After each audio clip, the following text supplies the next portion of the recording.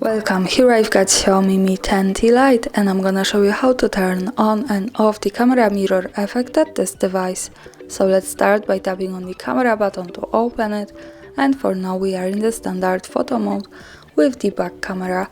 To get access to the mirror effect we have to change the back camera to the front one. Let's do it by tapping on this button here from the right. So hi again, and now let's move to the right corner to this button. When we tap on it, we get access to more options about the camera we can manage. Now let's move to the left to this button. When we pick it, we can open the advanced camera settings. And now here at the second place we have mirror front camera option. So by using this button we can easily turn it off and turn it on like that as we need.